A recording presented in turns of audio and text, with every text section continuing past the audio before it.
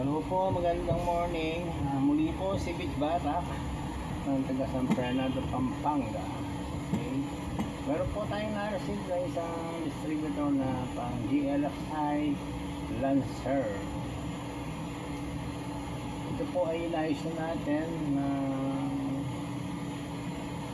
tagal-tagal na rin po to, taon na yung binilang nito. Panahon pa ata ng COVID nun kung inayos natin to. Okay. Ngayon po ito ay padala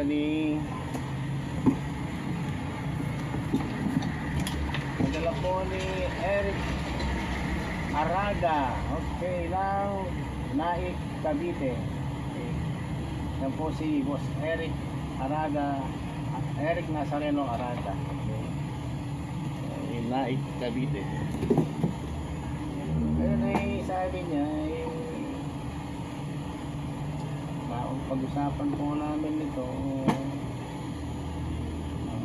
may pumipitik-pitik na kuryente, kulang sa pwersa, ganun, ang kada, etc. Ngayon ay tignan natin, diagnose natin ito. Okay?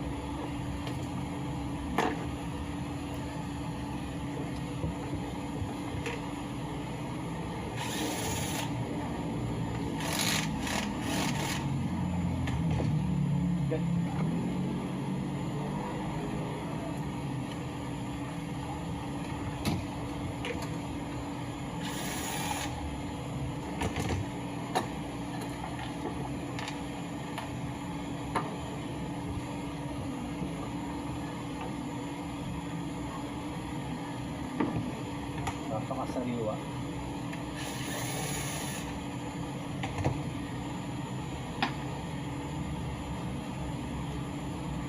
Firing port,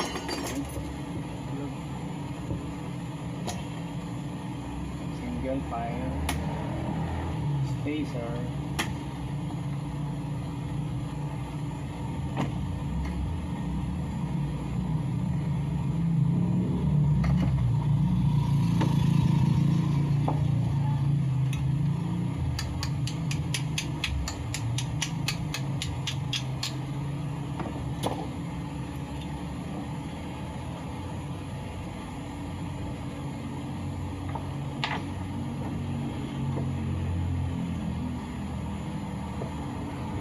tangan niyang coil niya.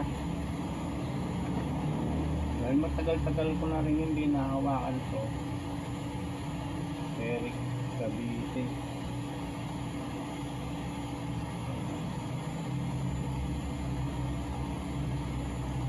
Yung coil niya mukhang original to. Kasi kulay brown pa yung mga original na coil. Ngayon kasi mga crystal clear, tapos dilaw, parang creamy. Ito brown talaga ito.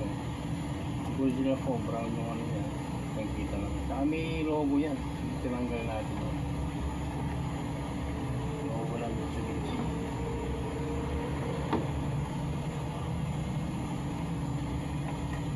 Yan natin, hindi natin sa lalagyan ng yung hagdan, para dahil malalim nga to. Na natin kung kaya niyang umakyat ang lalim almost 1 inch, 1 and 3/4 ba ata yung lalim nito. Huwag natin kung kayang tumawid o umakyat o walang hagdan, hindi tira. Power on, start. Wala na.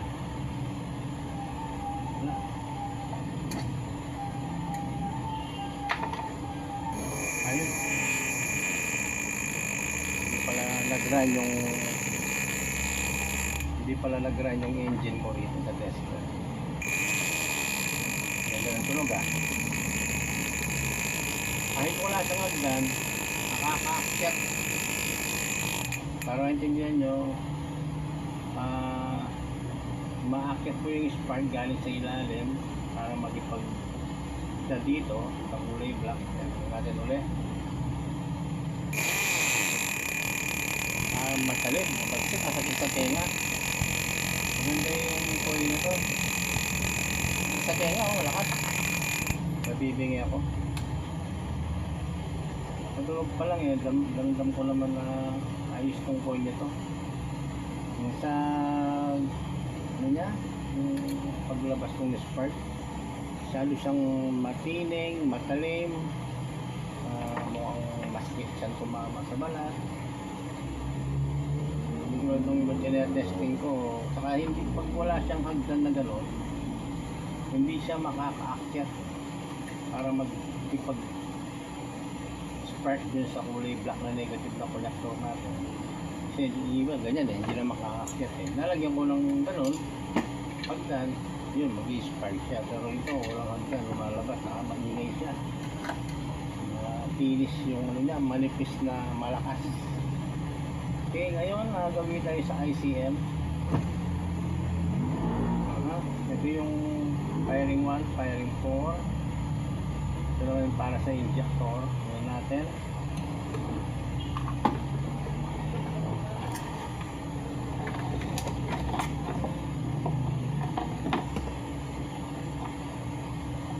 Yung connector natin.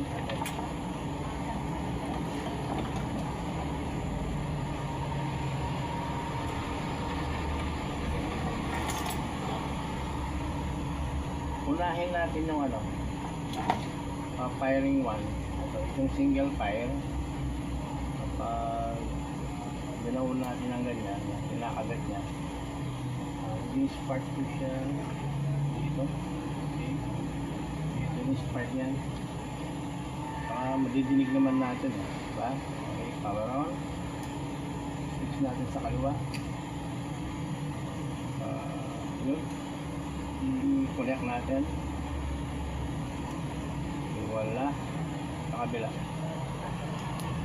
Ayun, firing 4 pala. Saka lang tuloy natin yung firing 4. Bilangin natin. 1. Ayun, umikot. 3. 4. 2. Sabihin, nagbibilang siya. 4, 2. Okay, yung firing 4 sender niya. Ngayon, switch natin sa kanan. Ito naman po check natin yung single fire natin. Meron din siya.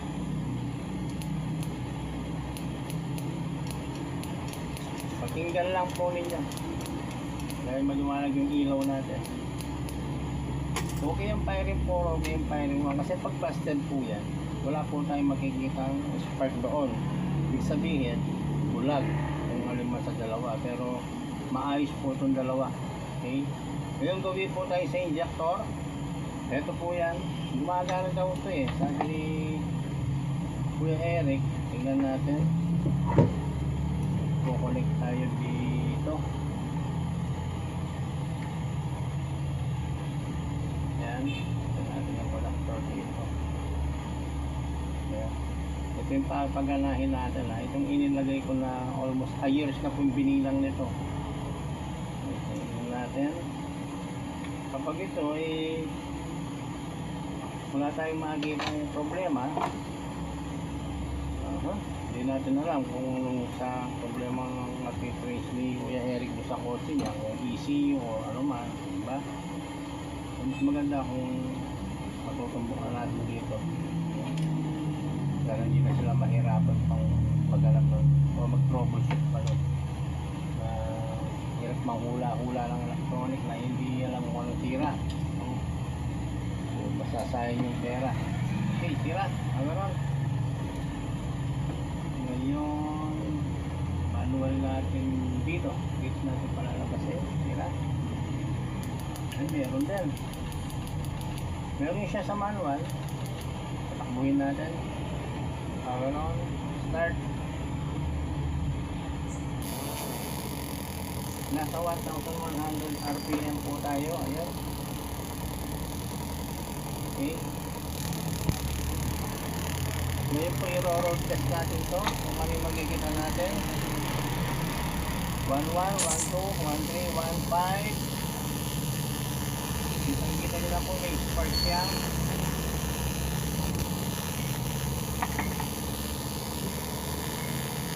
16, 17, 18, 19, 2,000 RPM. Adjust natin. 21, 23, 26,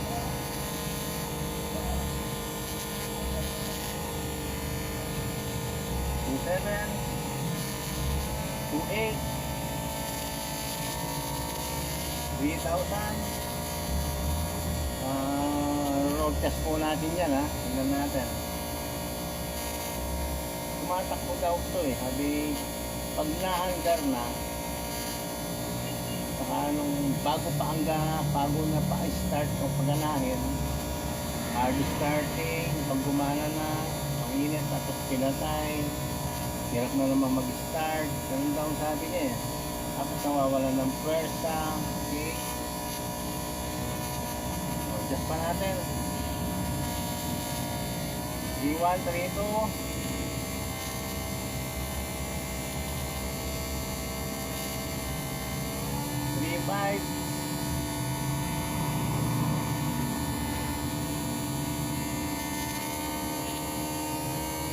3-7. Maglo-low gear tayo, ha. Sa low gear makikita natin to. Kasi pag low gear yun. Siyempre babawasan siya ng pwersa.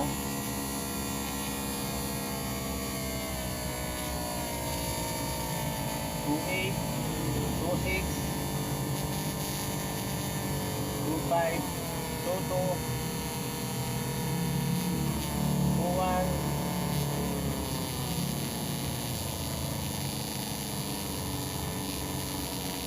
1-6, 1-5.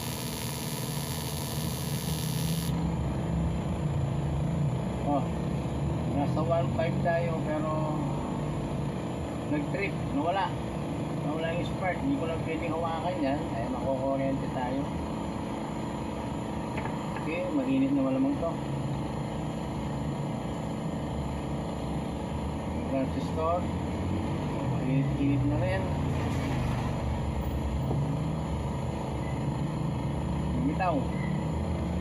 Paganahin natin.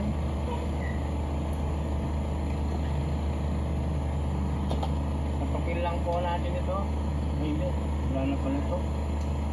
Kasi dito tayo sa ICN, itong transistor. Itong kakapagin natin. Kasi init. Hindi ko. Sakit. Dali ako doon.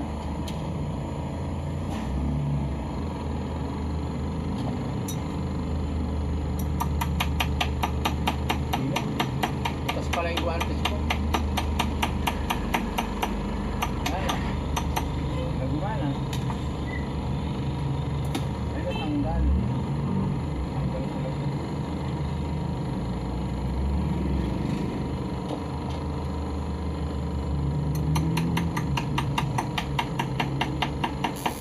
Gumana. Aha, ICM. Transistor. Trip.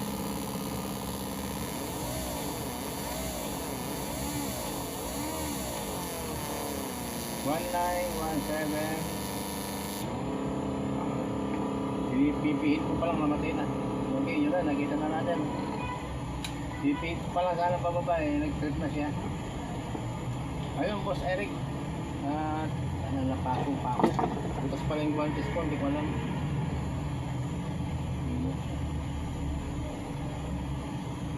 Okay.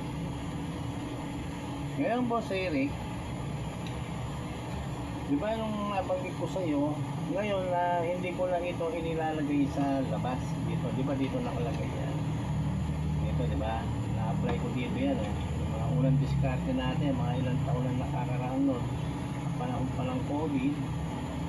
Ngayon, boss, hindi na ako naglalagay ngayon sa labas.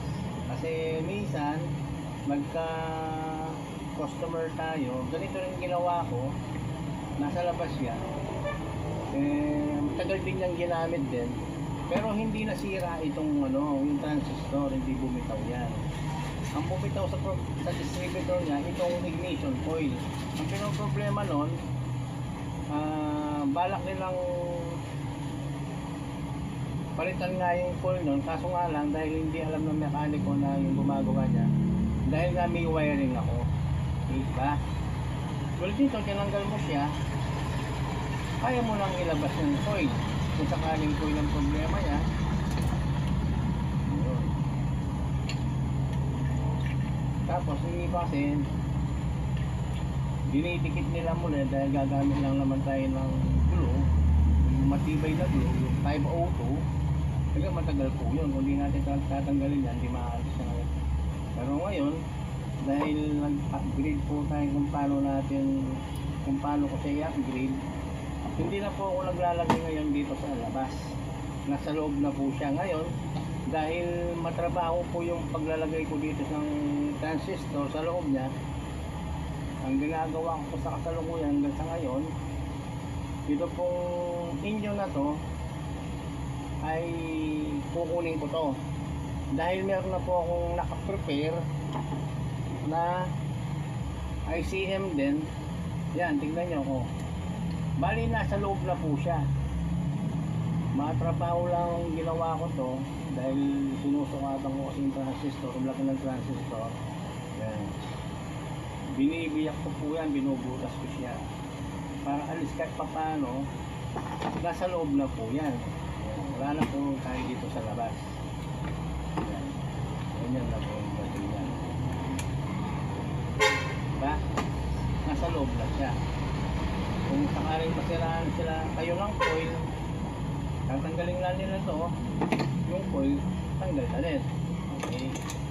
Kaya yung po naging ginawa kong paraan dahil nangyari nga dati, hindi nila matanggal yung coil, hindi na masira itong module. Hindi na lang, siyempre ayaw ng mekaniko na gano'n. Ginawa ko, yan, tsaga-tsaga, nilagay ko na sa loob. Okay? Yan, epoxy ko lang. Parang ganito rin, nakalabas na lang siya, pero nag-activate pa rin sila. Magano pa rin, okay? Mas mainam ganito, madali silang baklasin. Diba? Ganun po sa Eric, Arada, yan. Itong iyo na to ay kukunin ko para hindi na ako magtagal magtrabaho pa ng ganung matagal kasi sinusukatan ko talaga. Mabusisi siya. Kung tutusin, mas gusto ko nga na talaga pag hilang dire-diretso dito, apply ko lang kagad yan, diba? Ididikit ko lang. Pero sa ngayon, ito na yung ilalagay natin sa'yo.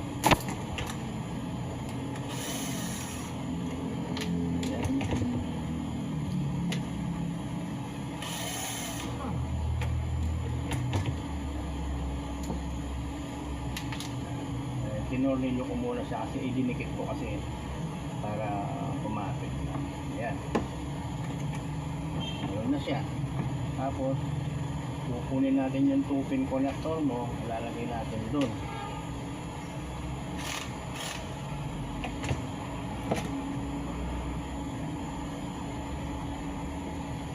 Yaw. Okay.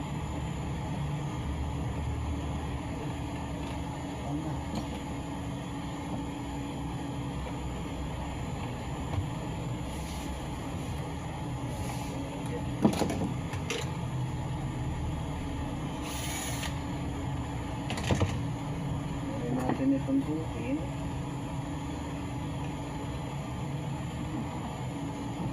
Yan.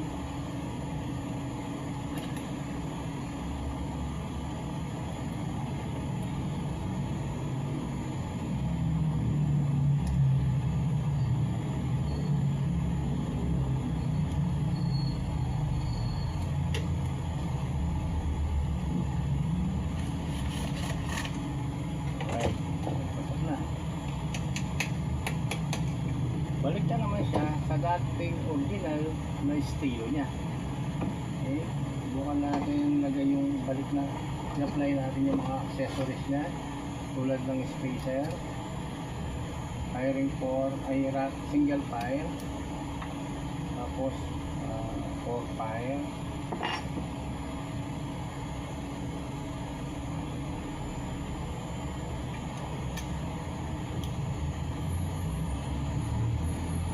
yun, ikot na siya. Sinundan ko lang yung marking niya.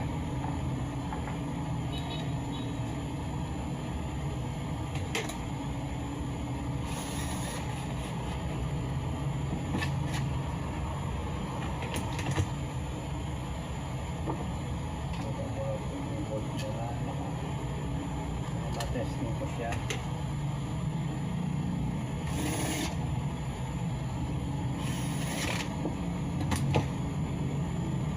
Wala.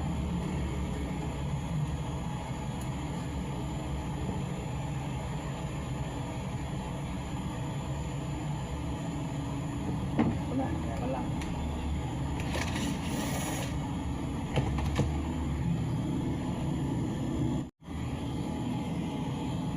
Alright, alright. Naman.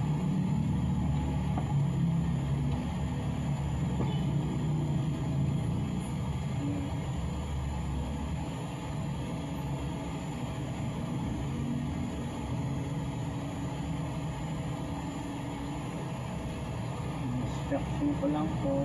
Okay. Subukan natin.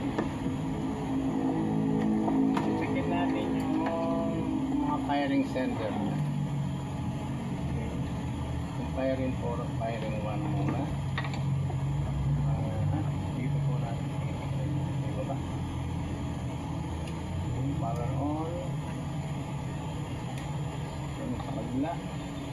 1, 3, 4, 2. Meron. So, tingin dito.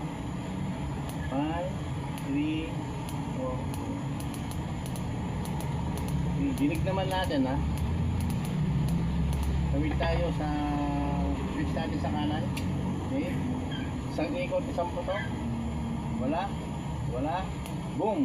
Okay.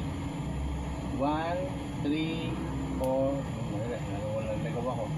1, 3, 4. Boom. 1, 3, 4. Boom. Boom. Okay. Ayan po, single car yan.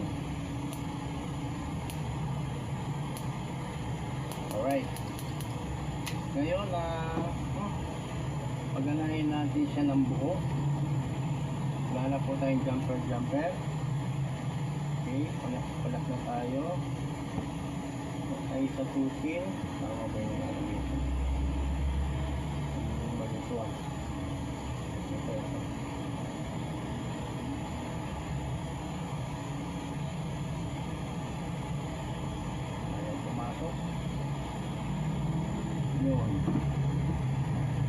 Ngayon, lagyan natin ng hagdan. Yan. Lagyan natin ng tulay. Pagkasalo natin. Okay. Manual muna.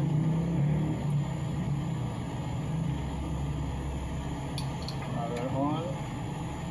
Manual. Meron. Takbuhin natin. Bali, nangyari po niyan, sama-sama na po sila. Connected na sila sa isa. Ano? Okay. Power on. Start. Go. Huli. Yan. Go. Pakpak. Ang lakas mag-spread. Spider web. Oh. Yan. Muli po, ito ay padala po ni Eric Arada ng Naig Cavite. Boss, ayan, nakita mo ang naging problema ng ICM mo. Ito ito yung dati mo. Okay. Ito yung nilagay ko po sa original din yan, JH62 din yun. Para sa original tayo. para hindi na matagal ang trabaho, yung akin ang nil-apply ko sa'yo. Ito naman, yung hindi bukas o walang araw, ito naman ang bibirahin ko. Itatagahan ko na ayusin. At ang susunod ng customer, ito naman yung lalagay kung sa customer may iwan sa akin, ba, madali yung trabaho nun. Wala na ang tayo sa matagal. Salpak-salpak na lang. Alright. Ngayon boss, togi na yung ating distributor. Sasara natin. Okay, yan. Okay, togi nyo pala. Ikit yan. Pakalas.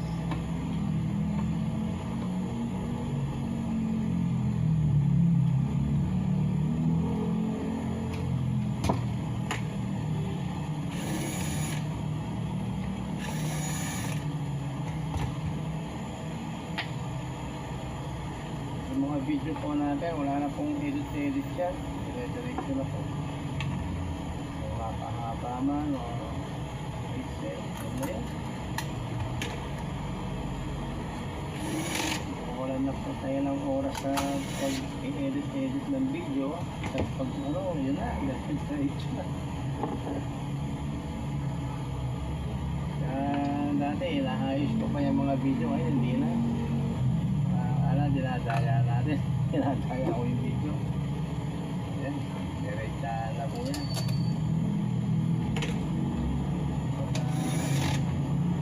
Videoan ko, nirecord ko yun. Yun na yun.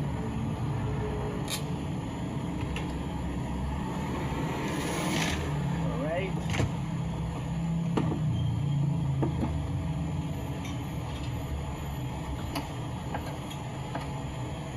Yan natin sa firing corner spark plug. Natin kung mag-send po siya dahil yung rotor niya, takip niya, brand new. Bagay, wala nang problema yung mga brand new lang, kahit China pa yan. Kasi nga, nandiyan yung China eh. Kung wala yung China, dapat wala tayong makikita ang original. Paano natin mabubuo yung distributor, paano natin maaayos na. Nandiyan ang China, kahit na yun ang klase siya.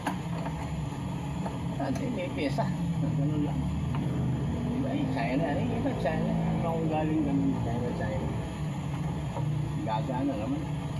Okay. Power on. Manual natin. Hindi ko lang kung number sa dito, tira.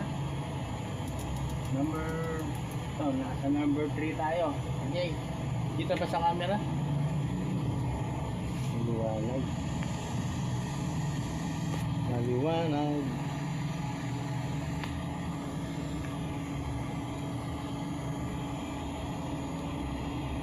Takpan natin. Kumiran natin para dumilin. Ganun din. Maliwanag talaga. Maliwanag talaga siya. Hindi ko matakpan. Ayaw dumilin. Ganun na lang. Okay. Start.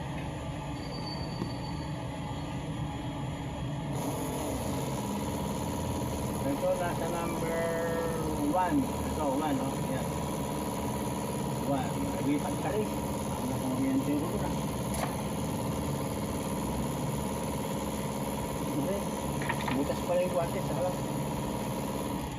Butas kasi yung guantes ko.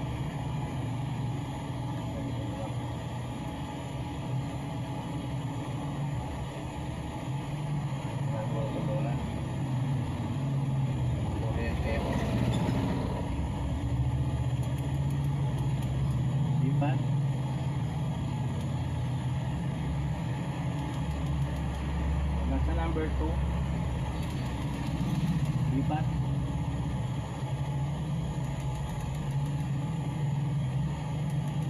Ito, nasa number 1. Sumasabay yung 3. Ito yung 3. Uwi natin. Kung mapapagmasdan po ninyo, nasa 3 tayo, 3. Ngayon, patayin ko siya. Nakukuryente ako eh. Bukas yung guantes ko. Lilipat ko siya. Yan. Start. Oh, nasa 1 time mo yun. Okay, parang hindi lang makuryente. Ito na patay ko yung tester. Tapos ililipat ko siya. Ngayon, nasa 1 tayo. 1. Patayin natin. Ilipat ko lang. Yun. Start. Nasa 2. Yan. Nasa 2 tayo. 2. Ayan. Lipat. Okay. Start.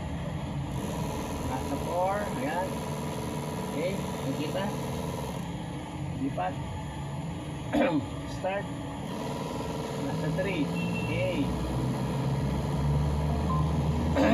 Lipat.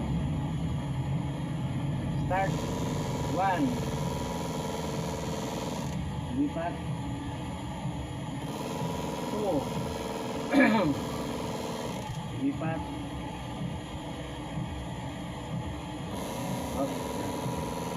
4. Lipat. 3. Yan. Ayan boss. Boss Eric, kompleto po. Okay. Kompleto yung output natin. Ayan. Okay. Kuryente ako. Butas na. Lakas niya. Discuss ka paano napapagsalitan ko siya kahit pati hindi yung test na nakikita natin paano yung mga output niya. Okay. Ayun po, at para kay Kuya Eric Arada ng Mait Cavite. Sir, boss, okay. Baka mamaya lang po i-send ko na sa inyo para ma-receive nyo na. Okay. Kukupihin ko na itong address mo. Okay. Ayungdang Road, Mait Cavite.